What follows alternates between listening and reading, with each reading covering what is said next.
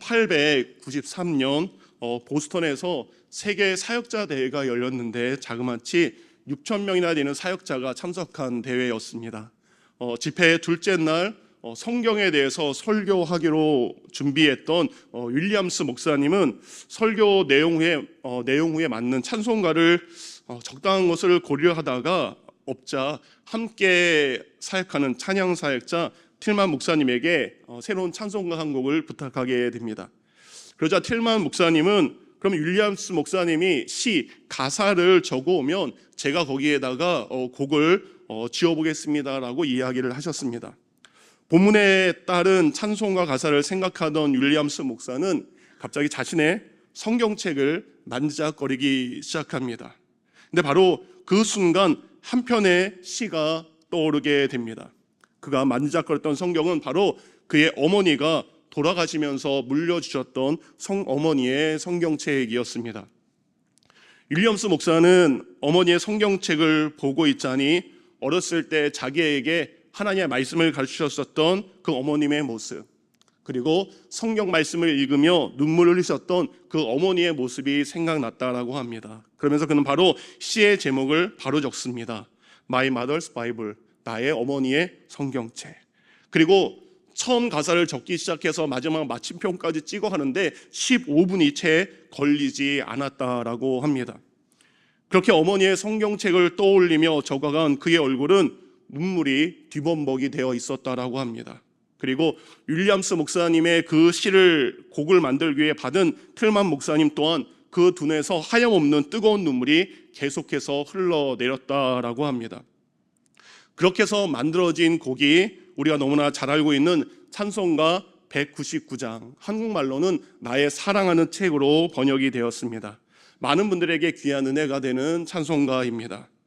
말씀을 가까이 하시고 늘 기도하시던 그 어머니의 모습을 다시 생각하게 하는 귀한 찬양의 고백이기도 합니다. 1절 이렇게 돼 있죠. 나의 사랑하는 채 비록 헤어졌으나 어머니의 무릎 위에 앉아서 재미있게 듣던 말 그때 일을 지금도 내가 잊지 않고 기억합니다. 귀하고 귀하고 귀하다 우리 어머니가 들려주시던 재미있게 듣던 말이 책 중에 있으니 이 성경 심히 사랑합니다. 사전이 이렇게 끝이 납니다. 그때 일은 지나고 나의 눈에 화나오 어머니의 말씀 기억하며 나도 시시때때로 성경 말씀 읽으며 주의 뜻을 따라 살려 합니다. 근데 그 어떤 가사보다 3절 가사가 더 마음에 와닿습니다. 예수 세상 계실 때 많은 고난 당하고 십자가에 달려 돌아가신 일 어머니가 읽으며 눈물 많이 흘린 것 지금까지 내가 기억합니다. 어머니는 왜 성경을 읽으시면서 그렇게 눈물을 흘리셨을까요? 나의 사랑하는 자녀들을 위해, 그리고 어머니 자신을 위해 자신의 목숨까지 내어주신 그 사랑 앞에 어머니는 날마다 눈물을 흘리셨습니다. 어머니를 눈물 흘리게 했던 그 성경을 오늘 아들을 눈물 흘리게 하고 있습니다. 그리고 그 아들의 고백은 지금도 많은 사람들에게 눈물과 감동과 은혜를 주고 있습니다. 이렇게 성경 말씀 앞에 모든 사람이 눈물 흘렸던 그 복된 감동의 말씀이 오늘 저희가 읽은 느헤미야 8장에도 똑같은 상황이 기록되어 있습니다. 3절입니다. 수문학 광장에서 새벽부터 정오까지 남자나 여자나 알아들을 만한 모든 사람 앞에서 읽음에 뭇 백성이 그 율법책을 귀를 기울였는데 8절과 9절 함께 읽겠습니다. 시작. 하나님의 율법책을 낭독하고 그 뜻을 해석하여 백성에게 그 낭독하는 것을 다 깨닫게 하니 백성이 율법의 말씀을 듣고 다 우는지라. 새벽부터 해가 가장 높은 곳에 뜬 정오까지 남자나 여자나 노인이나 지금 우리 본당에 있는 모습과 똑같아요. 우리 백발의 어르신들이나 우리 어린 아이들이나 우리 모든 사람, 그 모든 사람, 말을 알아들을 수 있는 모든 사람들이 다 모여서 하나님의 말씀을 들을 때 눈물을 흘리기 시작했습니다. 그것은 하나님의 사람 에스라가 강단 위에 올라 하나님의 말씀을 펴고 읽었을 때 그 듣게 된 말씀이 듣는 이들에게 깨달음이 되어 흘리는 눈물이었습니다. 과연 이스라엘 백성들에게 어떤 일이 있었기 때문에 그들이 이렇게 눈물을 흘리게 된 것일까? 지난 말씀드린 것처럼 BC 444년 느헤미야가 3차로 이스라엘 백성들을 이끌고 예루살렘에 돌아왔습니다. 성전을 만들고 하나님의 말씀을 회복했지만 성전만 덩그러니 있고 성전을 보호해줄 성벽이 없었던 것입니다. 그렇다 보니까 언제든지 이방인들과 외적들에 의해서 성전이 다시 더럽혀질 수 있었습니다. 그래서 하나님께서는 새로운 성벽을, 새로운 성전과 하나님의 성전에서 예배하는 이들을 보호하기 위해서 느헤미야를 택하셨습니다. 바로 느헤미야는 예루살렘에 도착한 지 3일 만에 성벽 재건하는 일을 시작하게 됩니다. 성벽을 재건하는 일, 하나님이 기뻐하시는 일입니다. 그리고 하나님이 명령하신 일입니다. 그런데 그 귀한 일이 많은 방해가 있었던 것을 우리는 알 수 있습니다. 사랑하는 성도님들, 하나님이 기뻐하신 일이라 할지라도 그것에 시험이 있고 때는 어려움이 있음을 우리는 알아야 됩니다. 4장을 보면 이웃에 있는 다른 민족이 조롱하기도 하고 위협하기 시작합니다. 그래서 성벽을 재건하는 이스라엘 백성들은 한 손에는 무기를 들어야 됐고 한 손에는 삽을 들고 성벽을 쌓아야만 했습니다. 방해꾼들이 너무 많아서 24시간 교대로 하면서 밤을 새며 누군가는 일을 했고 누군가는 보초를 서야만 했습니다. 5장을 보면 같이 일을 하면서 본을 보여야 될 지도자들, 상류층 귀족들이 오히려 그 일을 방해하기 시작합니다. 그리고 일부 백성들의 입에서 원망하는 소리가 나오기 시작합니다. 6장을 보니까 느헤미야를 암살하려 하는 일까지 생기게 됩니다. 그런데도 느헤미야는 성벽을 재건하는 일을 하나님께서 맡기신 사명이기 때문에 하나님의 백성들과 함께 땀 흘리며 함께 밤을 새우며 그 일을 감당하게 됩니다. 그랬더니 성전을 재건하는 데는 20년이나 걸렸지만 성벽을 재건하는 일은 52일 만에 완공이 되고 말았습니다. 이렇게 짧은 기간 동안 성벽을 쌓을 수 있었던 이유는 모든 백성이 각자 자신이 맡은 구역을 책임감 있게 잘 쌓았기 때문입니다. 성벽을 쌓는 방식이 좀 달랐습니다. 성벽을 처음부터 끝까지 계속적으로 이어가는 방식이 아니라 모든 사람에게 일정 구역을 할당하는 방식이었습니다. 1분단은 여기서부터 여기까지 쌓으십시오. 2분단은 여기서부터 여기까지 쌓으십시오. 제사장 당신은 가장 어려운 부분을 쌓기 바랍니다. 레위사인 당신은 이곳을 담당하시기 바랍니다. 모든 백성에게 각각의 할당량을 맡아서 쌓게 되었습니다. 그래서 누구에게 자신의 일을 미룰 수 없었습니다. 내게 맡겨진 그 구역의 성벽을 우리 집안이, 우리가 쌓아야 하는 것입니다. 모두가 힘들었지만 순종의 마음으로 일을 나누어서 동참할 때 52일 만에 이 짧은 기간에 성전과 성전에서 예배하는 사람들을 보호하는 성벽을 완성할 수 있게 된 것입니다. 드디어 스룹바벨과 학개, 스가랴 선지자 그리고 백성들을 통해 성전이 재건되었습니다. 에스라 선지자의 눈물의 회개로 시작된 대각성을 통해 말씀이 회복되었습니다. 느헤미야와 백성들의 헌신을 통해 성벽이 재건되었습니다. 이 모든 것으로 끝난 것 같지만 아닙니다. 우리도 마찬가지입니다. 교회를 세우고 믿음 생활을 시작하고 교회를 평안하게 오고 간다 한들 다 신앙생활이 끝난 것이 아닙니다.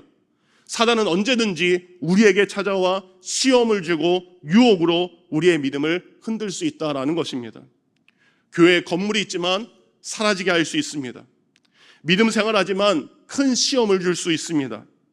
하나 된 성도들이 다시 갈등과 분열로 나눠질 수 있게 됩니다. 그러게 온전한 신앙의 사람, 성숙한 믿음의 사람이 되기 위해서는 언제든지 나를 찾아오는 그 시험과 어려움을 이겨낼 수 있어야 됩니다. 근데 이 모든 시험과 어려움을 이겨내는 것은 하나님께서 우리에게 주신 놀라운 은혜의 선물인 바로 성경 말씀이 되는 것입니다. 성벽을 튼튼하게 다시 세웠다 하더라도 신앙을 재건하지 않으면, 불순종으로 그리고 교만으로 예루살렘 성이 또다시 무너질 수 있다는 것을 이스라엘 백성들은 이제 깨닫게 된 것입니다. 교회도 마찬가지입니다. 교회 건물이 있고 교회에 수많은 사람들이 있다 하여도 그 안에 있는 성도들이 말씀을 통해 온전한 믿음을 가지고 있지 않으면 그 교회는 언제든지 큰 어려움 앞에 무너질 수밖에 없다라는 것입니다. 그런 의미에서 우리 늘사랑교회는 정말 대단한 교회입니다. 명절 끝날 이 추석에 이렇게 많은 분들이 올 줄이야 깜짝 놀랐습니다.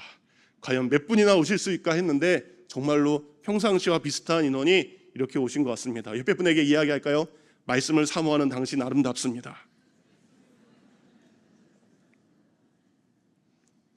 그래서 이스라엘 백성들은 에스라에게 하나님의 말씀을 읽어달라고, 말씀을 가르쳐달라고 백성들이 먼저 에스라에게 요청하는 것입니다.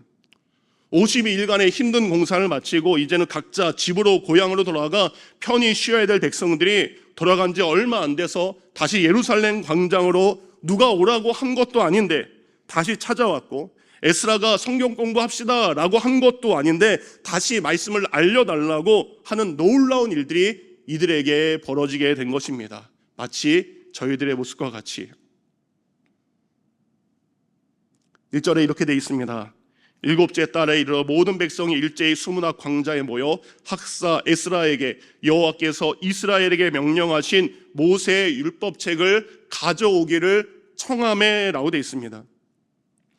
7월은 유대인들에게 있어서 새해가 시작되는 새해가 시작되는 달이기도 합니다. 새벽 공사를 마치고 집에 돌아간 사람들이 그냥 집에서 쉬는 대신 하나님의 말씀을 들으며 새해를 시작하게 되었다라는 것입니다.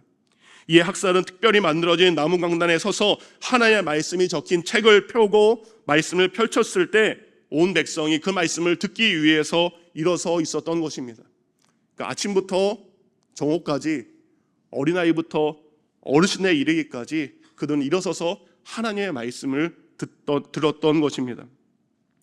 에스라가 낭독하는 말씀을 듣게 된 백성들은 이곳저곳에서 한 사람이 울기 시작합니다. 그리고 두 사람이 울기 시작합니다. 근데 이내 모든 사람이 소리내어 울기 시작합니다. 8장 9절입니다. 백성이 율법의 말씀을 듣고 다 우는지라. 예루살렘 광장에 모인 이스라엘 백성들은 하나님의 말씀을 들으며 자신들 그리고 자신의 조상들이 하나님의 말씀과 얼마나 다르게 살았는지 자각하게 됩니다. 그리고 참회의 눈물을 흘리게 됩니다. 그 말씀 앞에 내가 무엇을 잘못했고 내가 어떠한 죄를 지었는지 그는 말씀을 통해 자신을 보게 됩니다. 그리고 그 말씀 속에서 그렇게 연약하고 부족함에도 불구하고 끝까지 자신들을 사랑하고 버리지 않고 긍휼히 여기시며 인내하시는 그 하나님의 사랑 앞에 감사의 눈물을 흘리고 있는 것입니다. 이 모습을 본 느헤미야와 에스라는 우는 백성들에게 이야기합니다. 오늘은 하나님께서 기쁜 일을 행하신 복된 날입니다. 이제 슬퍼하지 말고 이제 기뻐하라고 위로합니다. 이제는 말씀 앞에 그들이 기쁨을 회복하게 되는 것입니다. 이제는 울 때가 아니라 기뻐하며 즐거워하며 감사할 때임을 그들에게 선포하게 됩니다. 성벽을 완공하고 말씀으로 한 해를 시작하는 이들, 그들에게 이야기합니다. 울지 말고 기뻐하며 다 같이 살찐 것을 먹고 단 것을 마시며 하나님께 감사하며 기뻐하라고 선포하게 됩니다. 예수 그리스도의 부활을 기념하는 주일 또한 우리에게 가장 기쁘고 즐거운 날이 되어야 될 줄 믿습니다. 주일 예배는 울며 드리는 것보다 말씀 앞에 기뻐하고 즐거워하는 축제의 날이 되어야 될 줄 믿습니다. 그리고 내가 들은 귀한 말씀, 복된 말씀을 마을 식구들과 목장 식구들과 이웃들과 함께 나누는 복된 날이 되어야 될 줄 믿습니다. 추석에 살 많이 찌셨습니까? 추석에 우리가 맛있는 음식을 먹으며 기쁨을 나누었던 것처럼 우리가 예배 드릴 때 나누었던 그 말씀으로 인해 기뻐하며 이웃들과 감사를 나누는 것이 말씀을 듣는 날, 주일날 우리의 삶의 모습이 되어야 됩니다. 말씀은 이처럼 우리의 삶과 우리의 예배를 잔칫날로 만들어주신 귀한 말씀입니다. 그런데 이스라엘 백성도 이렇게 하루만 지내지 않았습니다. 7월 1일은 나팔절로, 10일은 속죄일로, 15일부터 7일 동안은 초막절, 믿음의 절기를 계속해서 이어간 것입니다. 이제 그들은 산과 들로 나아가 자신들의 조상이 광야에서 하나님의 인도하심으로 천막을 치며 살았던 것처럼 자신의 편안한 집을 내려놓고 천막을 짓고 그곳에서 7일 동안 머물면서 하나님의 말씀을 온전히 읽고 묵상하기 시작합니다. 마지막 18절 이렇게 되어 있습니다. 에스라는 첫날부터 끝날까지 날마다 하나님의 율법책을 낭독하고 우리가 이래 동안 절기를 지키고 여덟째 날에 규례를 따라 성회를 열었으므로. 사랑하는 성도님들, 말씀으로 우리에게 신앙이 제대로 세워지면 우리는 무너질 수밖에 없습니다. 그래서 우리는 첫날부터 끝날까지 말씀 안에 깨어 있어야 될 줄 믿습니다. 어제도 오늘도 내일도 말씀 안에 깨어 있어야 됩니다. 그런데 이런 설교를 한 제가 오늘 새벽에 엄청난 큰 잘못을 했습니다. 제가 원래 어제 새벽 설교랑 오늘 수요 예배 설교를 연달아 하게 돼서 설교를 미리 준비했었습니다. 그런데 추석 명절 부모님 댁을 찾아봤고 화요일날 새벽에 다시 내려오는 게 너무 무리일까 싶어서 저랑 매우 닮은 김준규 목사님에게 설교를 어제 설교와 오늘 설교를 바꾸고 말았습니다. 그런데 제가 설교를 바꿨다는 사실을 제가 추석 명절의 즐거움에 그 음식에 취해서 잊어버리게 된 것입니다. 그리고 오늘 아침에 이곳에 올라와서 새벽에 어제의 본문을 가지고 설교를 했습니다. 아내에게 엄청 많이 혼났습니다.